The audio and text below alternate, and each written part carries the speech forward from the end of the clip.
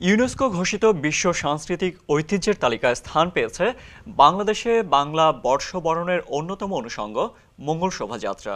বুধবার ইউনেস্কোর official Twitter অ্যাকাউন্টে দেওয়া এক পোস্টে বিষয়টি নিশ্চিত করা হয়েছে।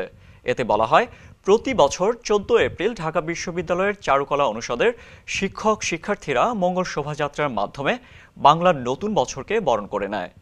ইথিওপিয়ার রাজধানী আদ্দিস আবাবায় বুধবার বিশ্বের সাংস্কৃতিক ঐতিহ্য রক্ষায় আন্তদেশীয় কমিটির একাদশ বৈঠক অনুষ্ঠিত হয়।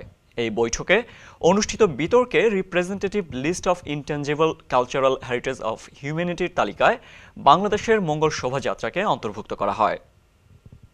ইউনেস্কোর সাংস্কৃতিক ঐতিহ্যের তালিকায় স্থান পেয়েছে বাংলাদেশের বাংলা বর্ষবরণে মঙ্গল শোভাযাত্রা। ইথিওপিয়ার রাজধানী আদ্দিস আবাবায় আন্তর্দেশীয় কমিটির 11তম সভায় এই স্বীকৃতির ঘোষণা দেওয়া হয়েছে।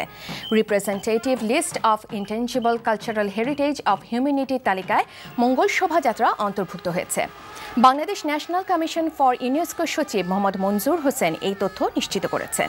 এর আগে 2009 সালে বাউল সঙ্গীত ও 2013 সালে দি art of Jamdani weaving intangible cultural heritage হিসেবে স্বীকৃতি পায়।